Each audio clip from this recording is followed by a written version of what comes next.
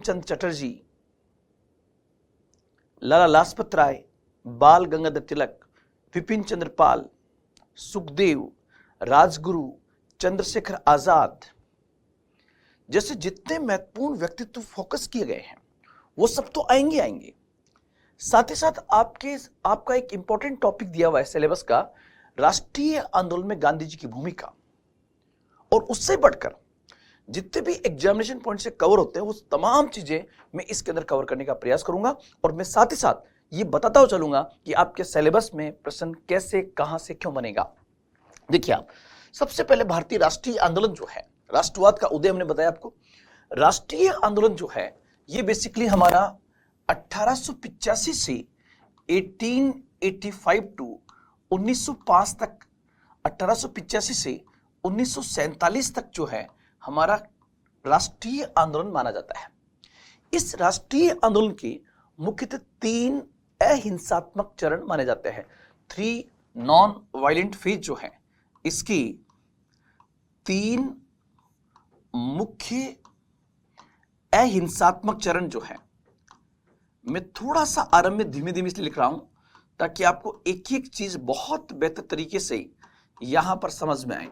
जो 3 मुख्य अहिंसात्मक चरण दोस्तों हैं, उसमें सबसे पहला फेज माना जाता है उदारवादी राष्ट्रवादी, जिसको हम कहते हैं मॉडरेट फेज। और आप लोग ध्यान रखना, वैसे आपके व्यक्तित्व में, सिलेबस में उदारवादी राष्ट्रवादी के किसी व्यक्तित्व को नहीं पूछा गया है, लेकिन क्योंकि राष्ट्रवाद का उदय और राष्ट्रीय आंदोलन सिलेबस में है, इसलिए मैं थोड़ा सा आपको बताते हुए कि उदारवाद क्या था और उसमें दादा भाई नौरोजी की भूमिका क्या थी वो आपको जरूर बताऊंगा।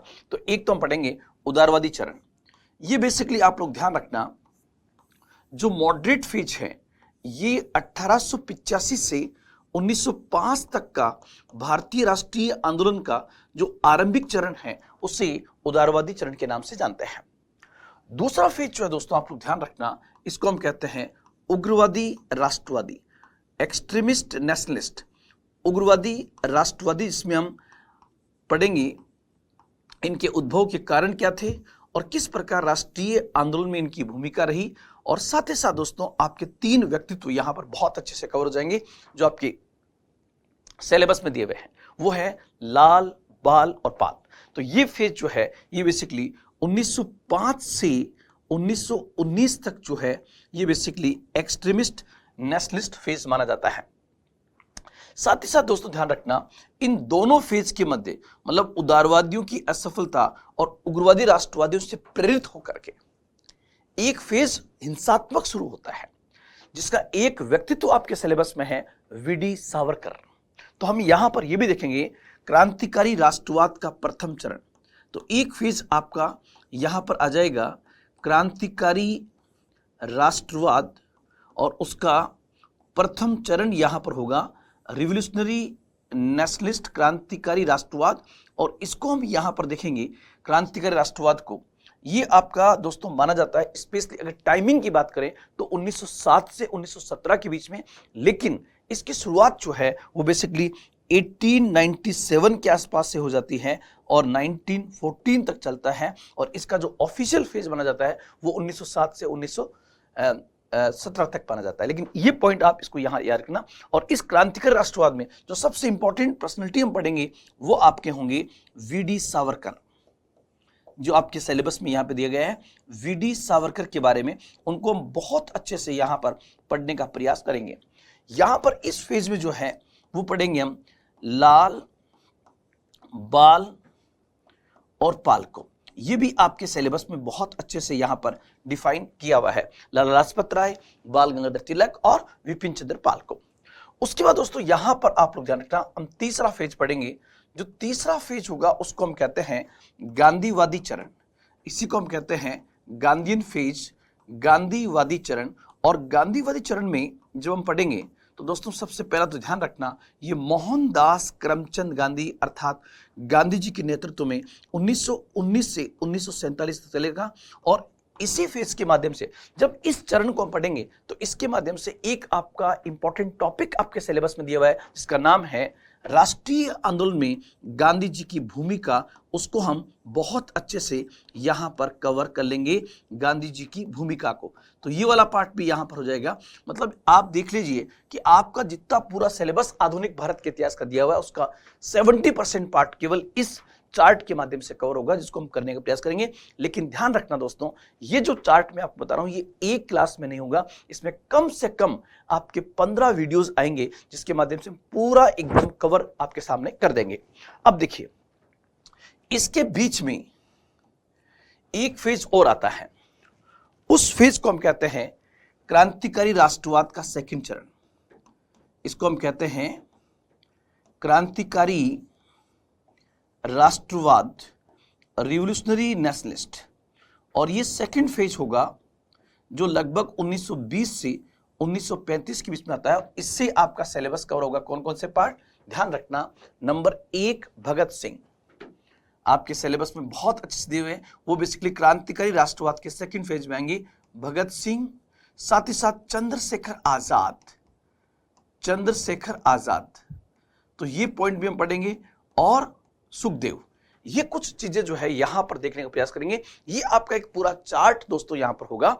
और इस गांधीवादी फेज के साथ ही जो पृथक राष्ट्र आंदोलन चलेगा, इसको हम पाकिस्तानी आंदोलन कहते हैं, उस पृथक राष्ट्र आंदोलन को करने का प्रयास भी यहां पर किया जाएगा, पृथक राष्ट्र आंदोलन को। और साथ ही साथ दोस्तों एक इसमें आएगा वामपंथी आंदोलन, छोटा सा, लगभग 10 मिनट आपको बता दूंगा। तो लेफ्टिस्ट मूवमेंट क्या था, तो इसके माध्यम से हम सुभाष बाबू को, सुभाष चंद्र बोस को, जो आपके व्यक्तित्व में दिए हैं, उनको भी हम बहुत अच्छे से कर सकेंगे। तो बिल्कुल चीजें क्लियर है कि इसको पढ़ते ही बंकिम चंद्र चटर्जी, लाला लाजपत राय, बाल गंगाधर तिलक, विपिन चंद्र पाल, मोहनदास करमचंद गांधी, सुखदेव, राजगुरु, भगत सिंह, चंद्रशेखर आजाद, सुखदेव, वीडी सावरकर, गांधी जी, सुभाष बाबू, इन चीजों के बारे में बहुत अच्छे से हम इस चार्ट में पढ़ लेंगे। लेकिन मैंने आपको इससे पहले वाली क्लास में कहा कि भारत के राष्ट्रवाद के उदय में राजनीतिक संगठनों की अहम भूमिका रही। और राजनीतिक संगठनों में उस जमाने के अंदर जो देश का सबसे बड़ा नेशनलिस्ट ऑर्गेनाइजेशन बनता है, उसका नाम भारतीय राष्ट्रीय कांग्रेस था, इंडियन नेशनल कांग्रेस था। तो दोस्तों मैं यहां पर बताना चाहूंगा आपको भारतीय राष्ट्रीय कांग्रेस के बारे में कि जो चाहे उदारवादी हो, चाहे उग्रवादी हो, चाहे गांधीवादी हो, इनका जुड़ाव कहीं ना कहीं कांग्रेस के साथ में है। इसलिए भारतीय राष्ट्रीय आंदोलन के इन तमाम नेताओं को, जिसमें 3 इंपॉर्टेंट फेज आपके हैं, moderate, extremist and Gandhi phase, इसके तमाम नेता कांग्रेस के साथ जुड़े हुए थे। इसलिए राष्ट्रीय आंदोलन आरंभ करने से पहले मैं चाहूंगा कि पहले हम कांग्रेस के बारे में बेसिक जानकारी प्राप्त कर लें, जहां से आपके एग्जाम में प्रश्न बन सकता है। तो देखिए, सबसे पहले इसका आप स्क्रीनशॉट दोस्तों ले सकते हैं, उसके बाद हम आगे बढ़ते हैं।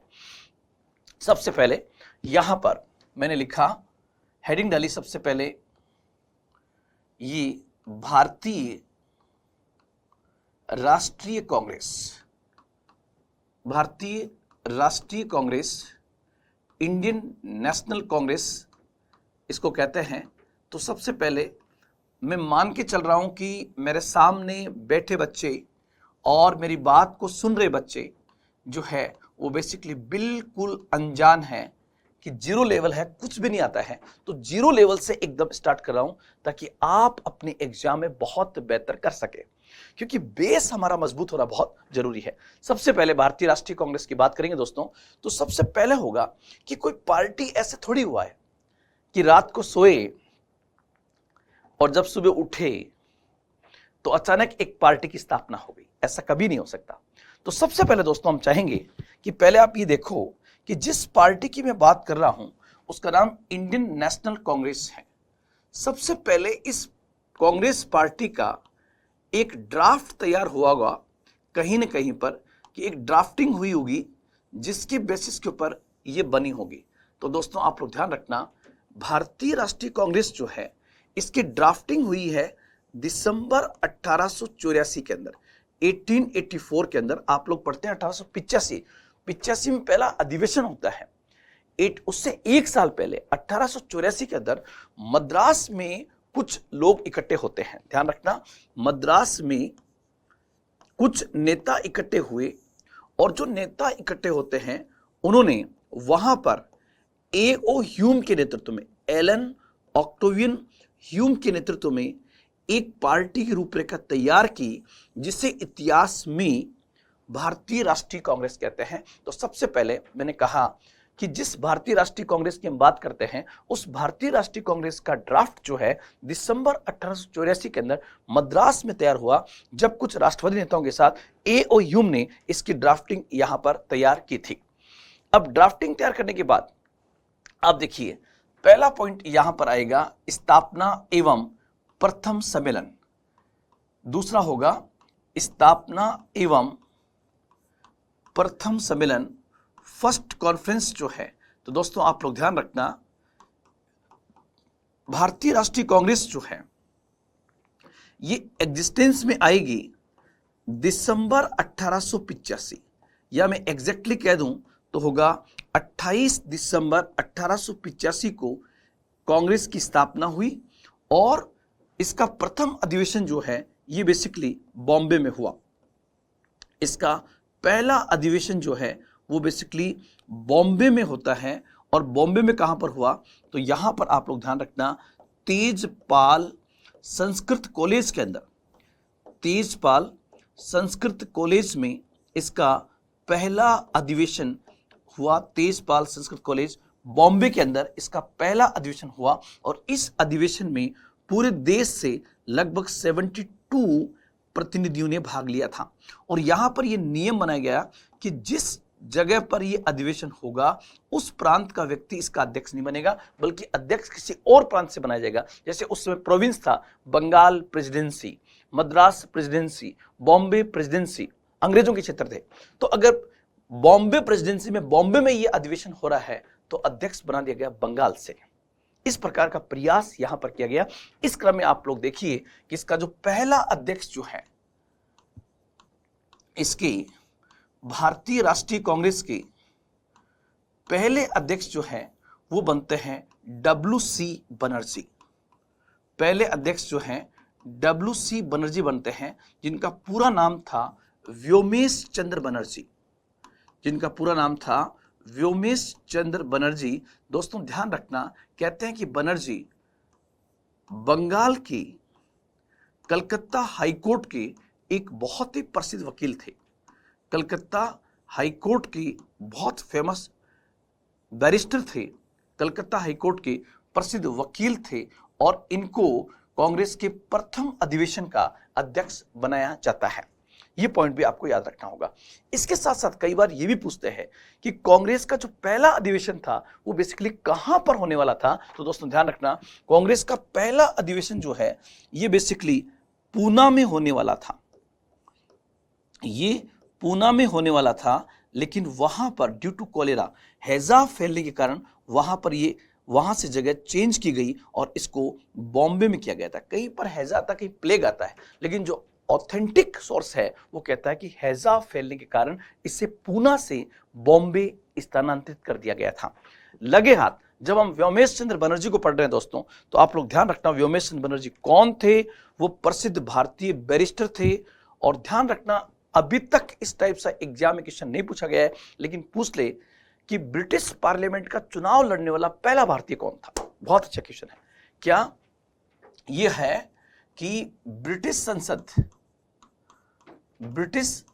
संसद का चुनाव लड़ने वाला, ब्रिटिश संसद का चुनाव लड़ने वाला पहला भारतीय कौन था, लड़ने वाला पहला भारतीय कौन था। तो आपका उत्तर जो है वो बेसिकली होगा व्योमेश चंद्र बनर्जी। हालांकि आप जो पढ़ते हो क्या पढ़ते हैं, दादाभाई नौरोजी।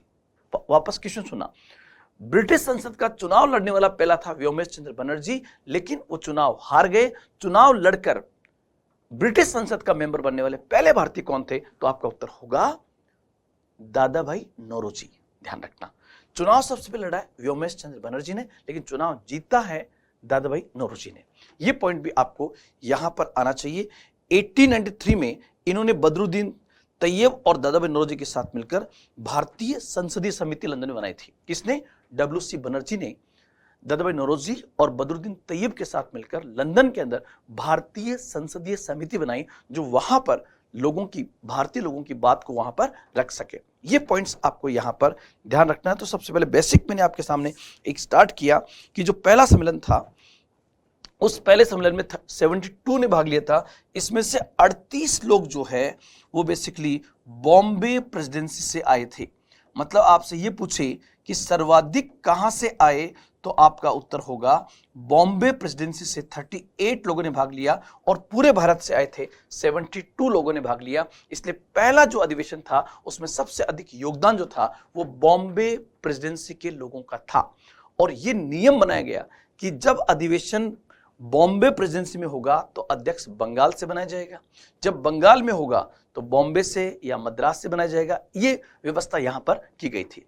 अब थोड़ा सा हमें ये देखना चाहिए कि जिस समय इसकी स्थापना हुई भारतीय राष्ट्रीय कांग्रेस की, उस समय कांग्रेस की स्थापना के समय आप लोग ध्यान रखना, एक तो ये कि उस समय भारत में वायसरॉय कौन था और सेक्रेटरी ऑफ इंडिया कौन था, भारत सचिव कौन था, सेक्रेटरी कौन था। तो दोस्तों यहां पर आप लोग ध्यान रखना, वायसरॉय जो है वो बेसिकली लॉर्ड डफरिन था। इसलिए कहते हैं कि कांग्रेस की स्थापना लॉर्ड डफरिन के दिमाग की उपस्थिति, हम अलग से पढ़ेंगे, लेकिन जस्ट आपसे पूछे कि 1885 में उस समय भारतीय राष्ट्रीय कांग्रेस की स्थापना के समय भारत का वायसरॉय कौन था, लॉर्ड डफरिन, और भारत सचिव जो था वो बेसिकली लॉर्ड क्रॉस था। ये पॉइंट्स आ जाने के बाद अब ये एक बेसिक पार्ट हुआ। इस बेसिक पार्ट से हम कुछ और चीजें निकालेंगे, जैसे भारतीय राष्ट्रीय कांग्रेस का आरंभिक नाम जो मद्रास में सुझाया गया था वो था भारतीय राष्ट्रीय संघ। ध्यान रखना, ड्राफ्ट में जो नाम आया था वो था भारतीय राष्ट्रीय संघ, इंडियन नेशनल यूनियन था। ध्यान रखना, भारतीय राष्ट्रीय संघ था, लेकिन दादा भाई नौरोजी के सुझाव पर, ऑन द एडवाइस ऑफ दादा भाई नौरोजी, इसका नाम जो है, इस एडवाइस पे आप लोग ध्यान रखना, भारतीय राष्ट्रीय कांग्रेस आगे रख दिया जाता है। तो सबसे पहले इतनी बेसिक चीजें आपको भारतीय राष्ट्रीय कांग्रेस में याद होनी चाहिए। आप सबसे पहले स्क्रीनशॉट दोस्तों इसका ले लीजिए ताकि आप बहुत अच्छे से यहां पर कर सके। आगे बढ़ते हैं, आगे बढ़े। अब सबसे पहले जब अगेन हेडिंग में डाल देता हूं भारतीय राष्ट्रीय कांग्रेस, इंडियन नेशनल कांग्रेस, और एक पॉइंट जो आपको यहां पर बहुत अच्छे से आना चाहिए, आपको याद रखना चाहिए दोस्तों, वो आपका आ रहा है, थोड़ा सा आप जानिए इसके संस्थापक के बारे में। और इसका संस्थापक कौन था, तो यहां पर ध्यान रहे, भारतीय राष्ट्रीय कांग्रेस के संस्थापक थे ए.ओ. ह्यूम। आप कहोगे सर ये ए.ओ. ह्यूम जो आप नाम ले रहे हैं, इसका पूरा नाम क्या था, तो इसका पूरा नाम था एलन ऑक्टेवियन ह्यूम जो है, ये बेसिकली इनका पूरा नाम था। आपको कि सर नाम से ऐसा लग रहा है कि कोई अंग्रेज थे। यस, ये बेसिकली रिटायर्ड आईसीएस अधिकारी थे। रिटायर्ड आईसीएस मतलब इंडियन सिविल सेवा में थे, रिटायर्ड आईसीएस थे, और ओरिजिनली ये ब्रिटेन के स्कॉटलैंड से थे और भारत में सिविल सेवा के दृष्टिकोण से आए थे, और यही रिटायरमेंट हो गए। ये रिटायरमेंट के बाद वो भारत में बस गए, और इन्हीं के द्वारा, एलन ऑक्टेवियन ह्यूम के द्वारा ही कांग्रेस की स्थापना की गई। और चूंकि संस्थापक ये थे, तो 1885 से लेकर, मतलब कांग्रेस की स्थापना से लेकर 1906 तक ए.ओ. ह्यूम जो है वो बेसिकली कांग्रेस के महासचिव रहे। आप लोग ध्यान रखना, अध्यक्ष तो हर साल बदलता था, लेकिन जो जनरल सेक्रेटरी होता था वो जनरल सेक्रेटरी लंबे समय तक रहता था, और उस समय जनरल सेक्रेटरी की पोस्ट काफी ताकतवर मानी जाती थी। तो यहां पर दोस्तों ध्यान रहे, कांग्रेस महासचिव के पद पर ये थे, जनरल सेक्रेटरी की पोस्ट पर थे, और कितने साल तक रहे? लगभग आप देख सकते हो 15 और 6 21 साल ये कांग्रेस के महासचिव रहे एलन ऑक्टेवियन ह्यूम। इनके रिटायरमेंट का अधिकांश समय जो है, मतलब जीवन का जो अंतिम समय इस व्यक्ति का बीता है दोस्तों, आप लोग ध्यान रखना, इस व्यक्ति के जीवन का अंतिम समय कहां बीता? शिमला के अंदर। आपको कि सर हमें क्या मतलब कहां बीता होगा? थोड़ा सा ये देखने के लिए कि जिस व्यक्ति ने कांग्रेस की स्थापना की और जिस कांग्रेस के नेतृत्व में भारत में राष्ट्रीय आंदोलन आगे बढ़ेगा, तो जाहिर सी बात है दिल में एक प्रश्न उठेगा। वो क्या? कि यार एओ ह्यूम ने कांग्रेस की स्थापना क्यों की? एक अंग्रेज अधिकारी या एक अंग्रेज जो है वो बेसिकली अंग्रेजों का विरोध करने वाली पार्टी का स्थापना क्यों करेगा? इस प्रश्न का उत्तर आज तक नहीं मिला दोस्तों। लेकिन आधुनिक भारत के इतिहासकार विपिन चंद्रा इसके बारे में क्या कहते हैं वो पूरी थ्योरी में आपके सामने पेश करूंगा, ताकि चीजें आपकी एकदम क्लियर हो जाए। लेकिन ध्यान रखना, जब इस बात की खोज हुई कि इन्होंने भारतीय राष्ट्रीय कांग्रेस स्थापना क्यों की, तो लोगों ने शिमला जाकर इनका अध्ययन करना शुरू किया, इनके रूम को टटोला, इनकी बुक्स को टटोला, तो पता लगा कि जो तंत्र मंत्र की विद्या में लिप्त थे। तो ध्यान रखना, शिमला में रहते थे। इसे शिमला का संत भी कहते हैं, इन्हें शिमला का संत भी कहा जाता है। शिमला का संत किसे कहते हैं? तो उत्तर होगा एओ ह्यूम को शिमला का संत भी कहा जाता है। वो भारतीय राष्ट्रीय कांग्रेस के संस्थापक थे और जिस समय इन्होंने कांग्रेस की स्थापना की उस समय वायसरॉय लॉर्ड डफरिन थे। इसलिए एक विचारधारा ऐसा कहती है क्या कि एओ ह्यूम मतलब कांग्रेस की स्थापना हुई नहीं, बल्कि जानबूझकर लॉर्ड डफरिन के द्वारा एओ ह्यूम को आगे करके करवाई गई थी। इसमें कितनी सत्यता है इसको हम देखने का अलग से प्रयास करेंगे। लेकिन अब मैं चाहता हूं कि सबसे पहले हम भारतीय राष्ट्रीय कांग्रेस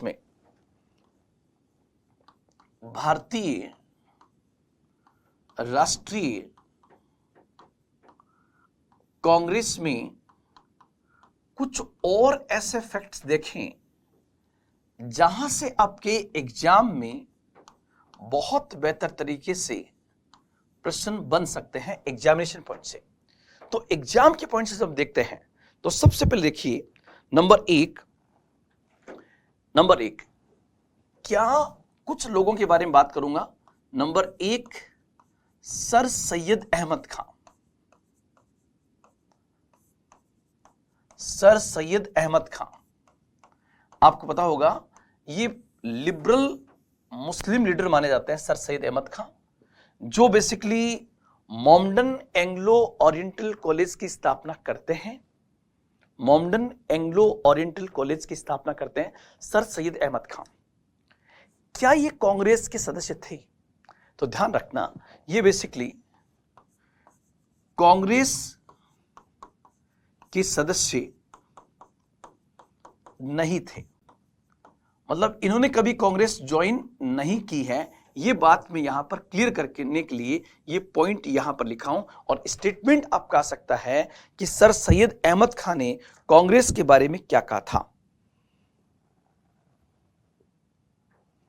सर सैयद अहमद खां के द्वारा कांग्रेस के बारे में क्या कहा गया था। और स्टेटमेंट जो है वो आ सकता है कि कांग्रेस के बारे में कौन कौन से प्रसिद्ध कथन हैं जो बेसिकली एग्जाम के पॉइंट से इंपॉर्टेंट माने जा सकते हैं, वो मैंने यहां पर लिखे हैं। उसमें सबसे पहले मैंने लिया सर सैयद अहमद खां को। सर सैयद अहमद खां के बारे में आ सकता है कि ये किसने कहा कि कांग्रेस का आंदोलन, ये किसने कहा कि कांग्रेस का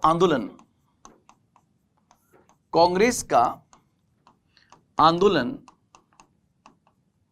न तो लोगों के द्वारा प्रेरित था और न ही उनके द्वारा सोचा गया योजनाबद्ध, और न ही उनके द्वारा सोचा गया योजनाबद्ध संस्थान था। ये बात किसने कही? तो दोस्तों ध्यान रखना, ये बात सर सैयद अहमद खान ने ये बात कही थी। एक अभी तक बहुत सारे स्टेटमेंट पूछ लिए गए हैं, लेकिन सर सैयद अहमद खान वही है जो कहते हैं कि भारतीय समाज, वो भारतीय समाज की तुलना एक दुल्हन से करते हैं और कहते हैं कि जिस प्रकार एक दुल्हन बिना आंखों के सुंदर नहीं दिख सकती, ठीक इसी प्रकार भारतीय समाज की दो आंखें हिंदू और मुसलमान हैं, और हिंदू और मुसलमान के बिना ये समाज सुंदर दिखाई नहीं दे सकता। वो सर सैयद अहमद खान, ध्यान रखना, जो धर्मनिरपेक्षता की बड़ी मूर्ति आरंभ में माने जाते हैं, वो बाद में उनका झुकाव अंग्रेजों की ओर होता है, वो कांग्रेस के खिलाफत में आ जाते हैं और कहीं ना कहीं थोड़ी थोड़ी सांप्रदायिक राजनीति शुरू कर देते हैं। तो वो इस पॉइंट को हम यहां पर देखने का प्रयास करेंगे। नंबर दो, एक बार क्वेश्चन आपका यह पूछा गया है कि लॉर्ड डफरिन ने कांग्रेस के बारे में क्या कहा। लॉर्ड डफरिन कौन है दोस्तों? लॉर्ड डफरिन जो उस समय की भारतीय वायसरॉय हैं, उन्होंने कांग्रेस के बारे में क्या कहा। हालांकि कहते हैं कि लॉर्ड डफरिन ने कांग्रेस का जो दूसरा अधिवेशन कलकत्ता में हुआ था, उसकी तमाम पदाधिकारियों को चाय पार्टी दी थी, लेकिन यही व्यक्ति कहता है कि कांग्रेस केवल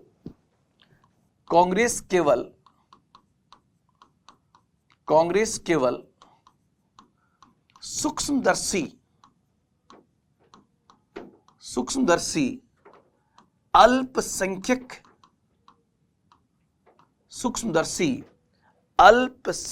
का प्रतिनिधित्व करने वाली संस्था है। आपके पास एग्जाम में प्रश्न आ सकता है कि निम्नलिखित में से ये किसने कहा कि कांग्रेस सूक्ष्मदर्शी अल्पसंख्यक प्रतिनिधित्व करने वाली संस्था है। यहां पर इसका पॉइंट का अर्थ समझे, मतलब लॉर्ड डफरिन ने कहा कि आप जब माइक्रोस्कोप लेके जाके देखोगे तब पता लगेगा कि कांग्रेस के साथ में कुछ लोग हैं। अर्थात लॉर्ड डफरिन का कहना था कि ये कोई जनता के सहयोग से स्टैब्लिश की गई कोई पार्टी नहीं है, बल्कि बहुत कम लोग इसके पीछे हैं जिनको सूक्ष्मदर्शी के माध्यम से ही देखा जा सकता है, अन्यथा वो लोग नजर भी नहीं आएंगे। इतने कम लोग इसके साथ में जुड़े हुए हैं। और उन्होंने कहा कि कांग्रेस की मांगे, इन्होंने कहा कि कांग्रेस की मांगे, द डिमांड्स ऑफ कांग्रेस की मांगे अज्ञात में छलांग है। ये अभी तक नहीं पूछा गया है। कांग्रेस की मांगे अज्ञात में छलांग है, ये किसने कहा? तो दोस्तों ध्यान रखना, कांग्रेस केवल सूक्ष्मदर्शी अल्पसंख्यक का प्रतिनिधित्व करने वाली संस्था है, ये भी लॉर्ड डफरिन ने कहा। और कांग्रेस की मांगे जो है वो अज्ञात में छलांग, जंप इनटू द अननोन है। जंप इनटू द अननोन है। ये बेसिकली कहने वाला व्यक्ति कौन था? तो दोस्तों आप लोग ध्यान रखना, ये कहने वाले थे लॉर्ड डफरिन। ये भी आपके एग्जाम के पॉइंट से बहुत इंपॉर्टेंट होगा। उसके बाद एक तीसरा नाम बहुत इंपॉर्टेंट है और वो है लाला लाजपत राय का। लाला लाजपत राय ने जब कांग्रेस छोड़ दी थी 1907 के बाद, तो वो थोड़े से कांग्रेस विरोधी हो जाते हैं और 1916 के अंदर, ध्यान रखना, कांग्रेस की स्थापना के 31 साल बाद वो एक लेख लिखते हैं यंग इंडिया के अंदर। यंग इंडिया में उनका एक लेख छपता है और उस लेख में उन्होंने क्या लिखा जो काफी चर्चा में आ गया। लाला लाजपत राय उस लेख में लिखते हैं कि कांग्रेस जो है, कांग्रेस लॉर्ड डफरिन की दिमाग की उपज है। लॉर्ड डफरिन की दिमाग की उपज है। ये किसने कहा? ये कहा दोस्तों लाला लाजपत राय ने। लेकिन आप लोग ध्यान रखना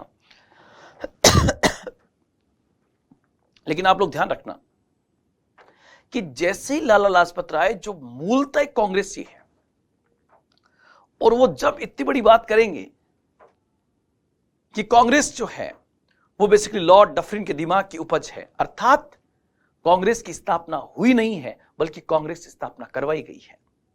और किसने की? वो कहते हैं लॉर्ड डफरिन जानबूझकर कांग्रेस की स्थापना कराता है ताकि भारतीय जनता और ब्रिटिश भारत सरकार के बीच में कोई ऐसा मध्यस्थ मंच होना चाहिए जो भारतीय जनता में पनप रहे असंतोष को समय से पहले ब्रिटिश सरकार तक पहुंचा सके, ताकि 1857 जैसे विद्रोह की पुनरावृत्ति को रोका जा सके। ये बात कौन कह रहे हैं? ये बात कह रहे हैं लाला लाजपत राय की कांग्रेस की स्थापना हुई नहीं, बल्कि कुछ कांग्रेसियों को साथ में लेके लॉर्ड डफरिन एओयू को आगे करके कांग्रेस की स्थापना करता है। इसलिए वो अपने इसमें लिखते हैं लॉर्ड डफरिन कांग्रेस के दिमाग की उपज थी। और इसी को लेकर ध्यान रखना, एक बवाल पैदा होता है कि फिर कांग्रेस की स्थापना किस दृष्टिकोण से की गई थी, यहां से ये मुद्दा पैदा होता है और इसको हम आगे पढ़ेंगे भी कांग्रेस के स्थापना संबंधी सिद्धांतों के अंदर। तो लाला लाजपत राय का ये पॉइंट आप लोग ध्यान रखेंगे। उसके बाद आप देखना, एक बड़े लीडर हुए हैं और नाम हुआ है अश्वनी कुमार दत्त का। अश्वनी कुमार दत्त। और यहां से आपके एग्जाम के पॉइंट से क्वेश्चन आ सकता है दोस्तों कि किस प्रसिद्ध राष्ट्रवादी ने यह कहा था कि कांग्रेस 3 दिन का तमाशा है। कांग्रेस 3 दिन का तमाशा है। Congress is the drama of 3 days.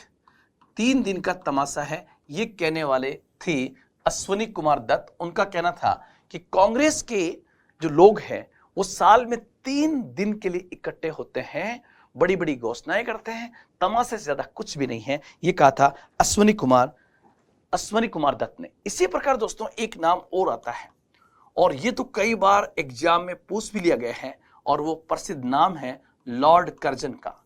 आपको पता होगा लॉर्ड कर्जन बेसिकली भारतीय वायसरॉय था। 1899 से 1905 तक ये रहा था लॉर्ड कर्जन, और ये एक प्रतिक्रियावादी शासक था। इसी के समय 1905 के अंदर बंगाल का विभाजन हुआ था। उस समय कांग्रेस की भूमिका काफी उभर के आ रही थी। उग्रवादी राष्ट्रवादी काफी बड़ी भूमिका अदा करते हैं लॉर्ड कर्जन के समय। तो ये क्या कहता है लॉर्ड कर्जन? ये कहता है कि कांग्रेस का महल भरभरा रहा है, मतलब कांग्रेस मर रही है। कांग्रेस का महल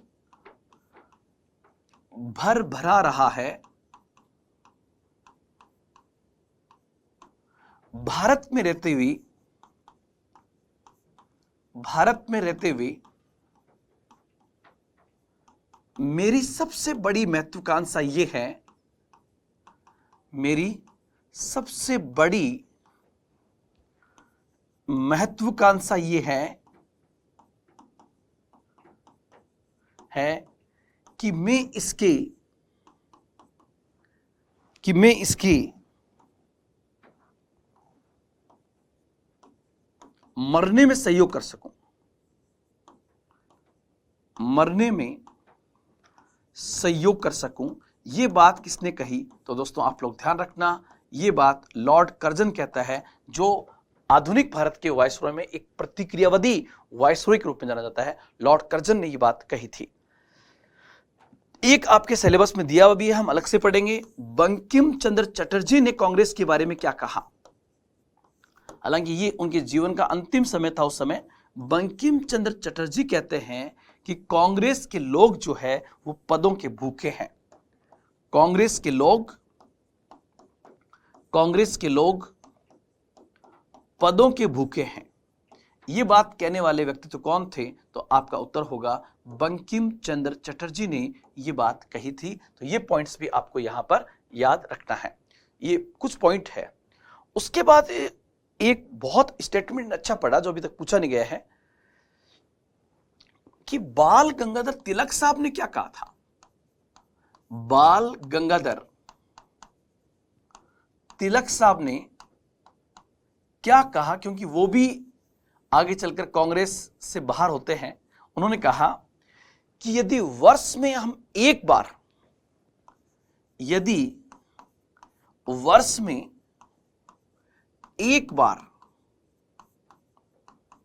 बार हम मेंढक की तरह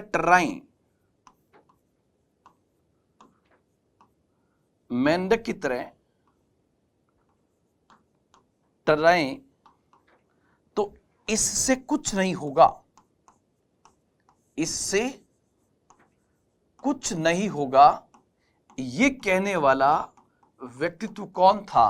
तो दोस्तों आप लोग ध्यान रखना, ये कहने वाले व्यक्तित्व का नाम था बाल गंगाधर तिलक। और ये भी बहुत इंपॉर्टेंट है जो मैंने आपको बताने का प्रयास यहां पर किया है। कुछ स्टेटमेंट्स आपको बताएं जहां से एग्जाम में प्रश्न बन सकता है, क्योंकि और कई बार क्या होता है दोस्तों, जो काम हम बहुत कुछ करने से नहीं होता है, वो ऐसे स्टेटमेंट्स जब कहा गया कि कांग्रेस का महल भरभरा रहा है और मेरी महत्वाकांक्षा है कि मैं इसके मरने में सहयोग कर सकूं, तो ऐसे स्टेटमेंट से कांग्रेस मरेगी नहीं, बल्कि कांग्रेस फिर पुनर्जीवित होगी। तो ये पॉइंट्स आपको याद यहां पे रखना है। अब दोस्तों मैं चाहूंगा कि कांग्रेस के जो आरंभिक सम्मेलन हुए हैं, कांग्रेस के जो आरंभिक आंदोलन हुए हैं, उसको हम देखने का प्रयास करें, और वहां से आपके एग्जाम में आरंभिक मतलब सबसे पहले वाले, और वहां से कैसे प्रश्न बनेंगे मैं आपको बताने का प्रयास करता हूं। जो सबसे पहले आप देखिए बोर्ड के ऊपर, जैसे यहां मैंने हेडिंग डाल दी कांग्रेस की आरंभिक अधिवेशन, और वहां से कैसे बनेंगे दोस्तों क्वेश्चन, थोड़ा सा पेशेंस आपको रखना पड़ेगा। कांग्रेस के आरंभिक अधिवेशन जैसे ऐसे बन सकता है, किस वर्ष में और वो कहां पर हुआ, और उसका अध्यक्ष वहां पर कौन था, और अगर अध्यक्ष वहां पर कोई था तो कोई विशेष बात जो आपके एग्जाम के पॉइंट से इंपॉर्टेंट हो, तो वो फैक्ट्स में बताने का प्रयास यहां पर करूंगा। जिस सबसे पहले देखिए आप, नंबर 1 पहला पॉइंट होगा कि कांग्रेस का जो पहला अधिवेशन है वो 1885 में, और 1885 में कौन से, दिसंबर के महीने में, दिसंबर 1885 में बॉम्बे में हुआ। यहां पर एक प्रश्न आपका यह बनता है कि यह अधिवेशन पहले कहां पर होने वाला था, तो उत्तर होगा यह अधिवेशन बेसिकली पूना के अंदर होने वाला था। इस अधिवेशन में कितने लोगों ने भाग लिया था, 72 लोगों ने भाग यहां पर लिया था, और अध्यक्ष बनाया था दोस्तों WC बनर्जी को, जो कि कलकत्ता हाईकोर्ट के एक बहुत बड़े बैरिस्टर थे, और बाद में ब्रिटिश संसद का चुनाव लड़ते हैं, हालांकि हार जाते हैं WC बनर्जी। दोस्तों एक चीज ध्यान रखना, बनर्जी जो है वो बेसिकली प्रसिद्ध हिंदू ब्राह्मण परिवार से थे, हिंदू ब्राह्मण परिवार से थे, लेकिन कुछ सोर्सेज ये कहते हैं कि जिस समय वो कांग्रेस के अध्यक्ष बने, कहते हैं कि उन्होंने अपना धर्म परिवर्तित कर लिया था। हालांकि इसको लेकर मैंने काफी खोजबीन की है, लेकिन ये जो संशय ये मिट नहीं सका। तो यहां पर ध्यान रखना कि कांग्रेस के जो पहले अध्यक्ष है WC बनर्जी, व्योमेश बनर्जी, वो बंगाल के प्रसिद्ध ब्राह्मण परिवार से थे, प्रसिद्ध बैरिस्टर थे, और ब्रिटिश संसद का चुनाव लड़ने वाले पहले भारतीय थे। हालांकि वो चुनाव हार जाते हैं, और इन्होंने ब्रिटिश संसदीय समिति वहां बनाई थी, भारत की ब्रिटिश भारतीय समिति बनाई थी, जो लंदन के अंदर भारतीय मुद्दों को वहां पर रखती थी। बदरुद्दीन तैयब, दादाभाई नौरोजी और WC बनर्जी।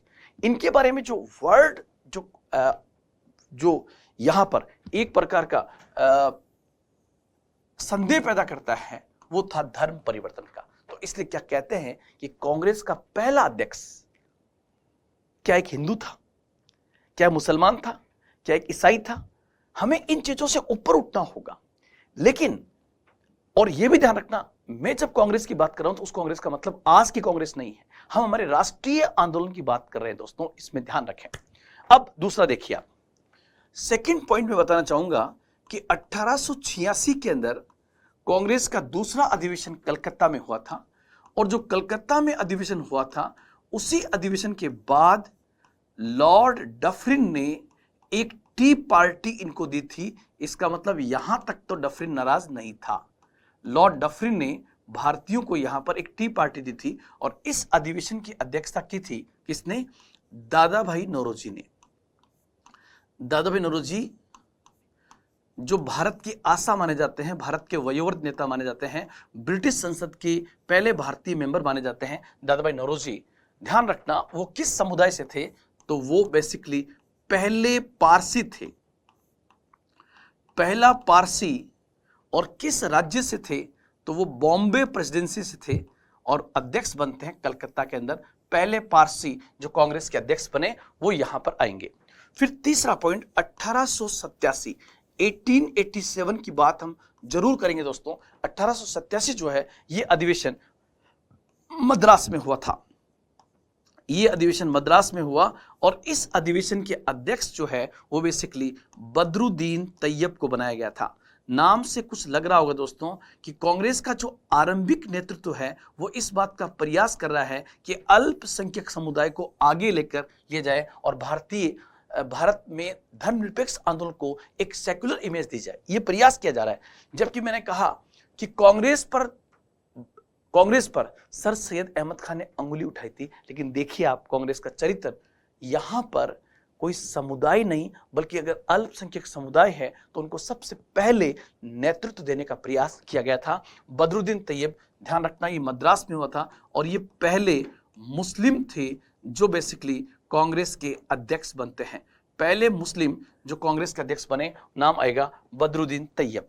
आगे बढ़ते हैं 1888, 1888 ये अधिवेशन इलाहाबाद में हुआ था। आप लोग ध्यान रखना ये अधिवेशन इलाहाबाद में था और इसकी अध्यक्षता एक अंग्रेज करता है, नाम था जॉर्ज ह्यूल। यहां पर ही ध्यान रखना A.O. ह्यूम कभी कांग्रेस के अध्यक्ष नहीं बने हैं, वो कांग्रेस के जनरल सेक्रेटरी थे। कांग्रेस के पहले अंग्रेज अध्यक्ष बनते हैं जॉर्ज ह्यूल, आप लोग ध्यान रखना। फर्स्ट इंग्लिशमैन जो इसका अध्यक्ष बनता है, तो मैं कह सकता हूं यहां पर पहले ईसाई, या ईसाई न लिख करके मैं लिख दूं पहले अंग्रेज जो कांग्रेस के अध्यक्ष बने। हालांकि यहां पर एक बड़ा संदेह है यहां पर इस जगह पर पहले में, क्योंकि कहते हैं कि उन्होंने ईसाई धर्म ग्रहण कर लिया था। किसने? डब्ल्यूसी बनर्जी ने। फिर आप देखिए पहले अंग्रेज, या मैं कह सकता हूं ईसाई भी है, ये क्रिश्चियन भी है। उसके बाद आगे बढ़ते हैं तो आएगा आपका 1889, 1889, 1889 की बात करें दोस्तों तो 1889 में यह अधिवेशन बॉम्बे में होता है, बॉम्बे में। और विलियम वेडरबन जो है, विलियम वेडरबन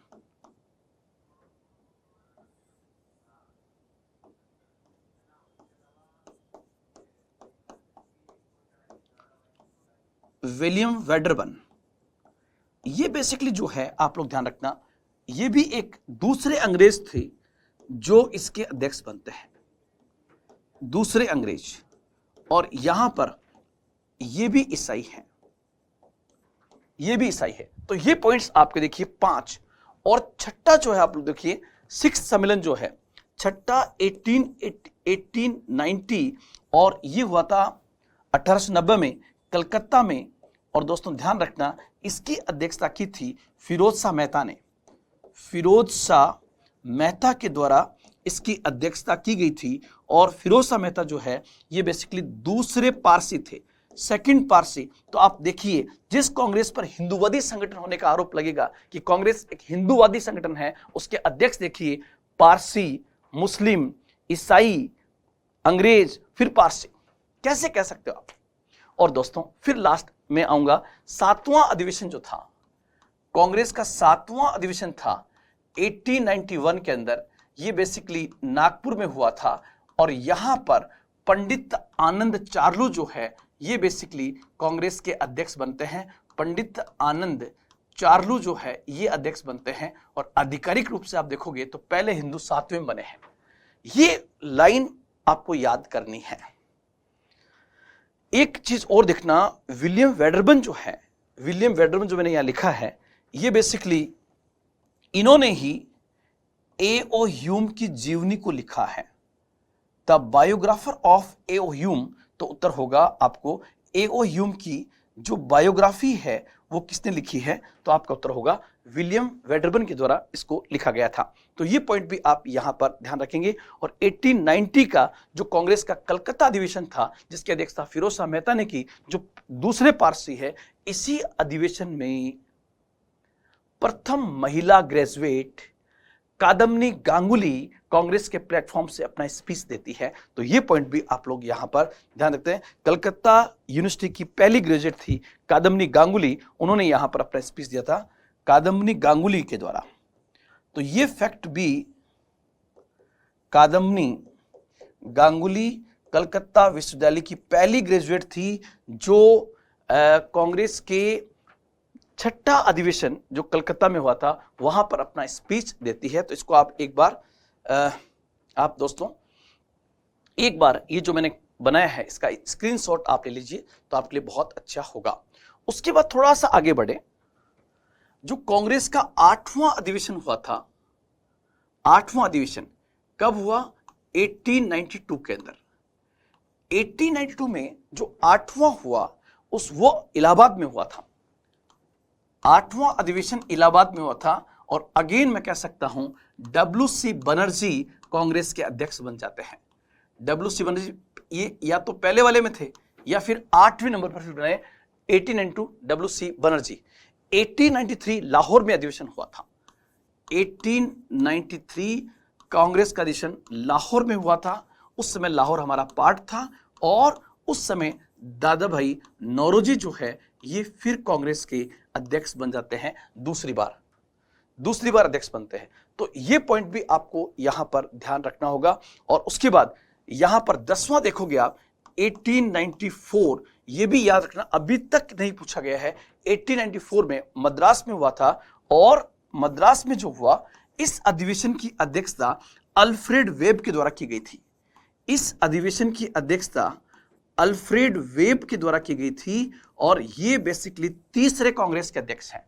अल्फ्रेड तीसरे अंग्रेज है जो कांग्रेस अध्यक्ष है। हालांकि ये एक मूलतः आयरिश थे, ये ओरिजिनली तो ये मूलतः आयरिश मतलब आयरलैंड के, लेकिन थे ब्रिटेन के निवासी। आप लोग यहां पर ध्यान रखना।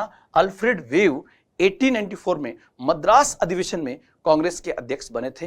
ये कुछ बेसिक चीजें थी जो मैंने आपके साथ शेयर करने की कोशिश की ताकि यहां से बनने वाले प्रश्नों को आप बहुत बेहतर तरीके से कर सके। आगे बढ़ते हैं।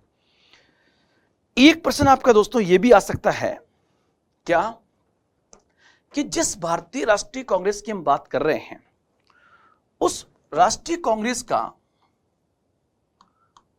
का आरंभिक उद्देश्य क्या था? कांग्रेस का आरंभिक उद्देश्य क्या था? इसको हम देखने का प्रयास करते हैं कि कांग्रेस का इनिशियल ऑब्जेक्ट था क्या ये भारत को आजादी दिलाना? नहीं। अगर कांग्रेस का ऑब्जेक्ट ऐसा होता कि 1885 में कांग्रेस ये कहे कि हमारा उद्देश्य भारत को आजादी दिलाना है, तो मैं कह सकता हूं कांग्रेस नामक संगठन को 1885 में दमन कर दिया जाता, और हो भी नहीं सकता क्योंकि उसमें इतना सोशल बेस था ही नहीं। तो ध्यान रखना, Congress the aim of the Congress क्या है? तो उसमें सबसे पहला पॉइंट होगा देश के विभिन्न भागों की राष्ट्रवादी कार्यकर्ताओं के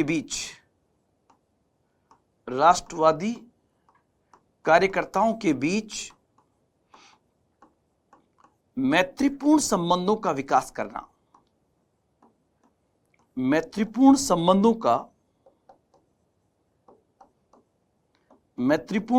का विकास करना, ये पहला यहां पर ऑब्जेक्ट होगा। देश के विभिन्न भागों के राष्ट्रवादी कार्यकर्ताओं के बीच मैत्रीपूर्ण संबंधों का विकास करना, पहला पॉइंट। दूसरा सेकंड ऑब्जेक्ट था जात, धर्म और प्रांत का विभेद किए बिना राष्ट्रीय एकता की भावना का विकास करना। राष्ट्रीय एकता की भावना का विकास करना, यह भी यहां पर ऑब्जेक्ट होगा दोस्तों। तो इस पॉइंट को भी आप यहां पर ध्यान रखोगे कि जाति, धर्म और प्रांत का भेदभाव के बिना राष्ट्रीय एकता की भावना का विकास करना। साथ ही साथ दोस्तों इन्हीं का ऑब्जेक्ट था यहां पर इस पॉइंट को वापस लाना कि हम आपस में जात में नहीं बटेंगे, धर्म में नहीं बटेंगे और प्रांत में नहीं बटेंगे, बल्कि इन सब का विभेद के बिना राष्ट्रीय एकता की भावना का डेवलपमेंट यहां पर करने का प्रयास करेंगे। साथ ही साथ दोस्तों तीसरा पॉइंट आप लोग ध्यान रखना, थर्ड पॉइंट क्या था, जनप्रिय मांगों को, जनप्रिय मतलब जो सरकार की मांग, सरकार के समक्ष ऐसी मांगे जो जनता की मांगे, जनप्रिय मांगों को सरकार के समक्ष रखना,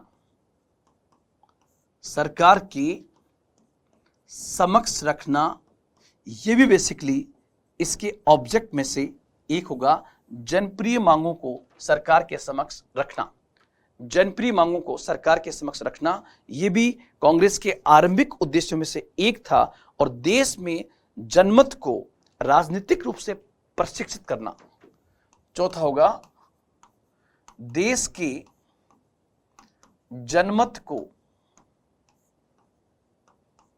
राजनीतिक रूप से प्रशिक्षित करना, यह भी इसके आरंभिक ऑब्जेक्ट में शामिल था। लेकिन दोस्तों ध्यान रखना, अब जैसे यहां रखा जनप्रिय मांगे क्या है कि जैसे सिविल सेवा की परीक्षा का आयोजन भारत में किया जाए, लंदन में कर लो आप, लेकिन भारत में भी किया जाए, किसानों को ब्याज माफियाओं से बचाया जाए, भारत में राष्ट्रीय शिक्षा की भी स्थापना की जाए, ऐसे कुछ मांगे होगी जो ये कांग्रेस के आरंभिक उद्देश्य के अंतर्गत हम शामिल करेंगे उसको। ये कांग्रेस का इनिशियल ऑब्जेक्ट यहां पर दिखाई आपको दे रहा है। आगे बढ़ते हैं। मैंने सबसे पहले क्लास में स्टार्टिंग करते कहा कि कांग्रेस की स्थापना एक अंग्रेज अधिकारी के द्वारा की गई थी, और यहीं से ये बात फैली कि यार एक अंग्रेज अधिकारी एओ ह्यूम कांग्रेस की स्थापना क्यों करेगा, और अगर एक अंग्रेज अधिकारी ने कांग्रेस की स्थापना की होगी तो फिर वो कांग्रेस हमेशा उसी ब्रिटिश सरकार के पक्ष में काम करना चाहिए थी। इसलिए यहां पर एक टॉपिक आएगा और वो क्या होगा, भारतीय राष्ट्रीय कांग्रेस, और उसका हेडिंग जो है वो होगा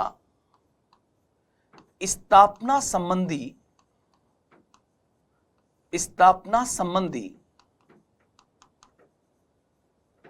प्रचलित प्रमुख सिद्धांत कौन से हैं, कौन से प्रमुख सिद्धांत प्रचलन में हैं जिनके आधार पर कहा जाता है कि कांग्रेस की स्थापना इस सिद्धांत के तहत हुई होगी।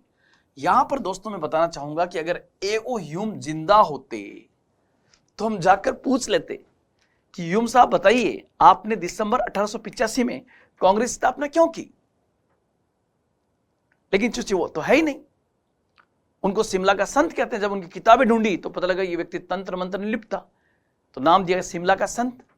मतलब एओ ह्यूम ने कांग्रेस स्थापना क्यों की ये आज तक पता नहीं चला है, लेकिन 1885 के बाद 31 साल बाद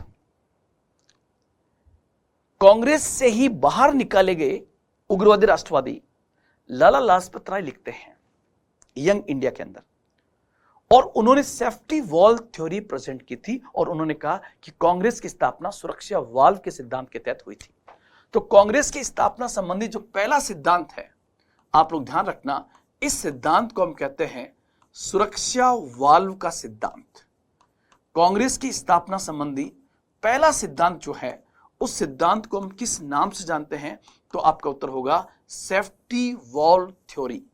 ये थ्योरी किसने पेश की, तो ध्यान रखना 1916 के अंदर लाला लाजपत राय इसको लिखते हैं। लाला लाजपत राय कौन है दोस्तों, ध्यान रखना, लाला लाजपत राय खुद एक कांग्रेसी थे, लेकिन सूरत अधिवेशन के बाद इन्हें कांग्रेस से बाहर निकाला गया था। लेकिन कांग्रेस के बड़े अच्छे नेता माने जाते हैं। यंग इंडिया में इन्होंने एक लेख लिखा, और इस लेख के माध्यम से इन्होंने कहा क्या कि कांग्रेस की स्थापना सेफ्टी वॉल थ्योरी के अंतर्गत हुई थी। ये बात मैं नहीं कह रहा दोस्तों, ये कह रहे हैं हमारे प्रसिद्ध उग्रवादी राष्ट्रवादी नेता लाला लाजपत राय। वो क्या कहते हैं, उन्होंने कहा सुरक्षा वाल्व का सिद्धांत क्या है। अगर आपसे ये पूछे कि सेफ्टी वॉल्व थ्योरी से आप क्या समझते हैं, तो इसका अर्थ होगा कि कांग्रेस की स्थापना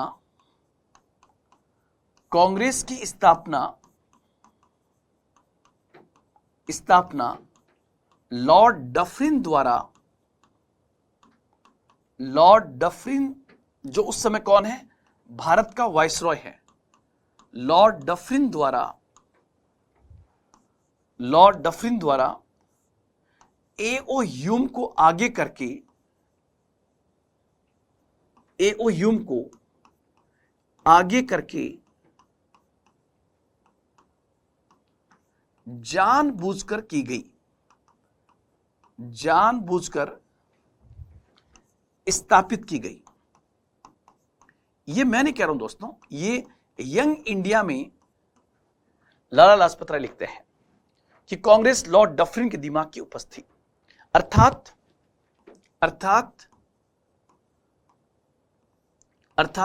अब वो कांग्रेस स्थापना क्यों करेंगे दोस्तों, तो ध्यान रखना कि अर्थात भारत में या भारतीयों में पनप रहे असंतोष, भारतीयों पर अपने असंतोष को ध्यान में रखते हुए, क्योंकि अंग्रेज भारतीयों का शोषण तो कर रहे थे, ये तो जग जाहिर था। तो भारतीयों का जब शोषण होगा तो उनमें असंतोष पनपेगा। तो भारतीयों में पनप रहे असंतोष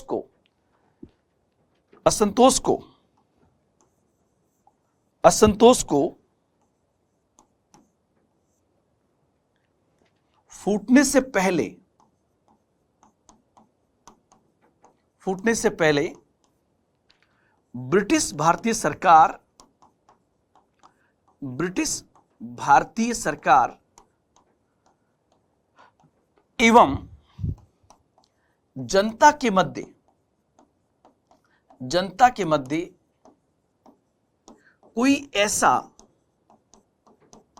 ऐसा मध्यस्थ मंच होना चाहिए, कोई ऐसा मध्यस्थ मंच होना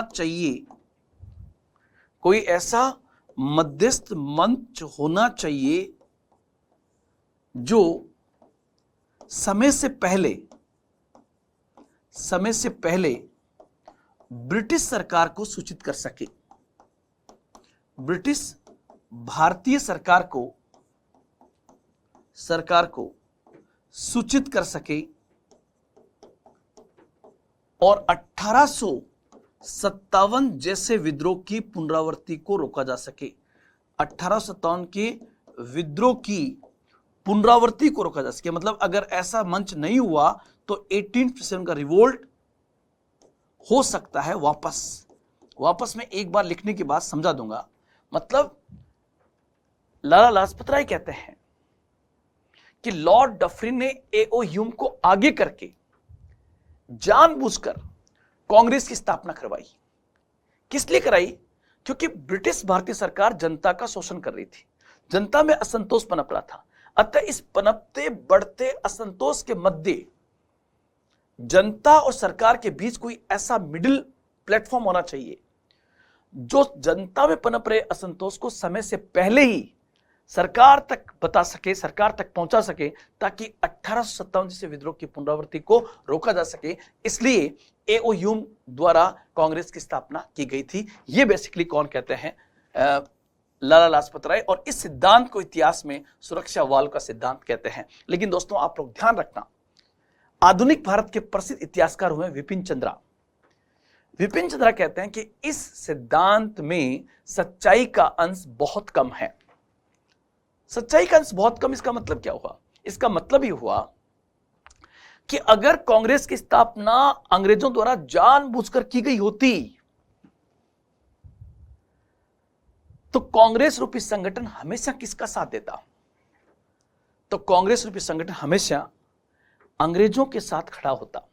लेकिन कांग्रेस ने भारतीय राष्ट्रीय आंदोलन में जो भूमिका अदा की है, ऐसा कहना उसकी पूरी उपलब्धियों पर एक प्रकार का प्रश्न चिन्ह लगाना होगा।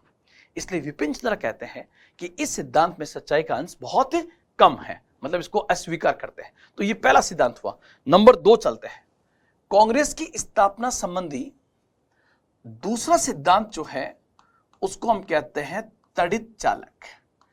इसमें कोई स्पेशली नाम नहीं आएगा, किसी ने कहा नहीं है, लेकिन यह सिद्धांत बेसिकली किसकी प्रतिक्रिया में आया है?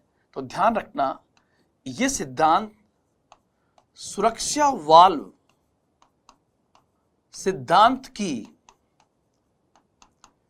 की प्रतिक्रिया में आया था।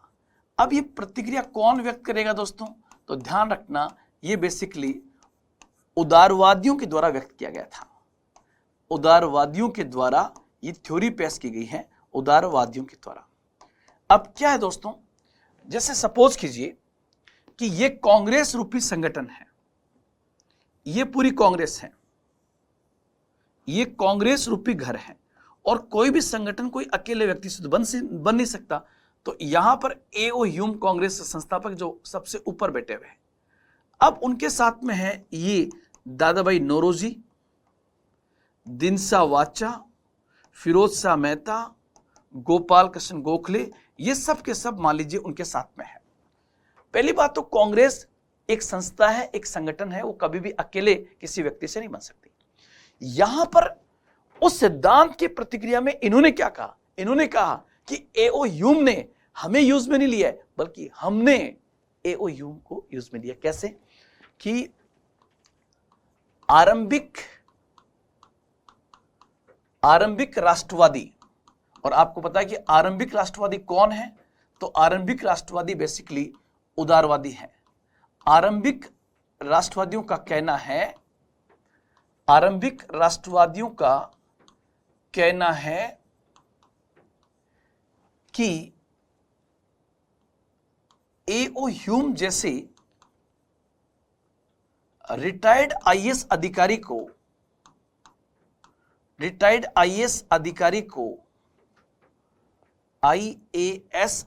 को जानबूझकर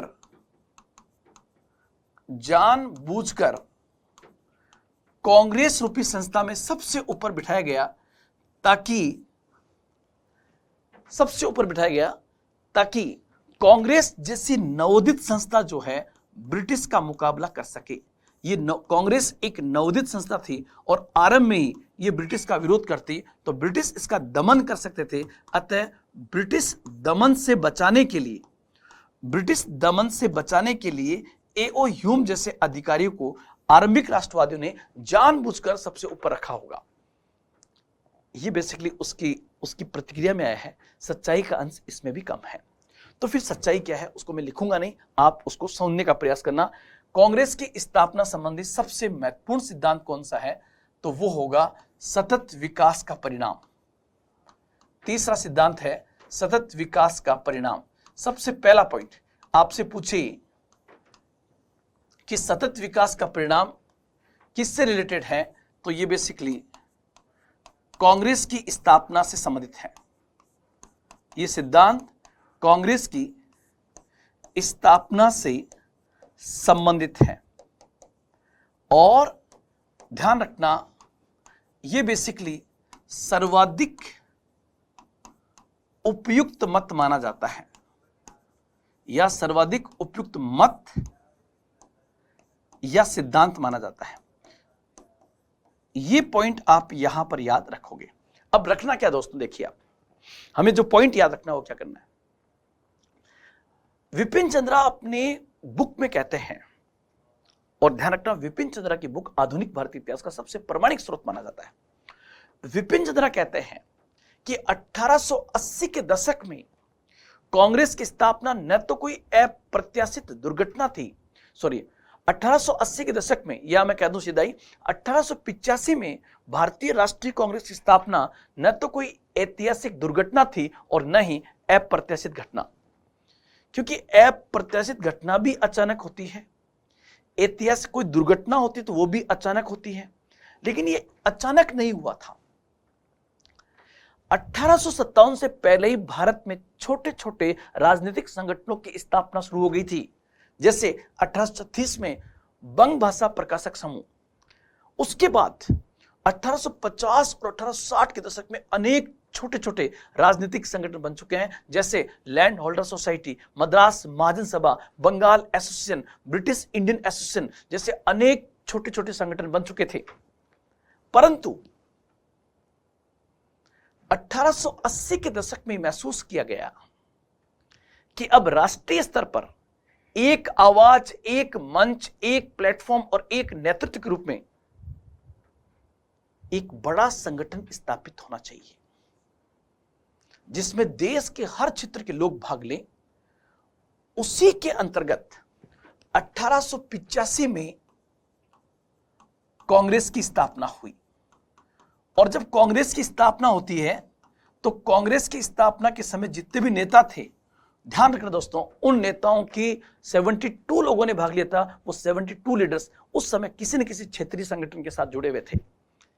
इसलिए इन्होंने महसूस किया होगा कि अब राष्ट्रीय स्तर पर एक संगठन होना चाहिए, अतः हमें कांग्रेस की स्थापना को सतत विकास के परिणाम के रूप में देखा जाना चाहिए। तो 3 सिद्धांत है, सर्वाधिक मत कौन सा होगा? सतत विकास का परिणाम। दोस्तों, मैंने आज आपके सामने ये जो क्लास रखी, इसके माध्यम से हमने भारतीय राष्ट्रीय आंदोलन को आरंभ कर दिया है। अब मैंने आज कांग्रेस के बारे में आपको बताया, कल हम चलेंगे उदारवादी राष्ट्रवादी आंदोलन की ओर से। वहां से एग्जाम में क्वेश्चन क्या बन सकता है, फिर उदारवाद, उग्रवाद, गांधीवाद को पढ़ने के बाद हम व्यक्तित्व को पूरा अलग से पढ़ेंगे ताकि बहुत बेहतर तरीके से आपका ये टॉपिक्स बहुत अच्छे से करवाए जा सके। कलाम संस्थान की पूरी टीम ऑनलाइन ये प्रयास कर रही है कि कलाम जिस प्रकार से ऑफलाइन के क्षेत्र में पूरी उमंग, ऊर्जा, उत्साह और विश्वसनीयता के साथ चीजें आपके सामने प्रेजेंट करता है, उसी विश्वास के साथ, उसी उमंग के साथ ये चीजें भी आपके साथ पेश की जाए। मुझे पक्का विश्वास है कि आप वीडियोस मिलते ही उसका बहुत बेहतर तरीके से रिवीजन कर रहे होंगे। आज इतना ही। जय हिंद।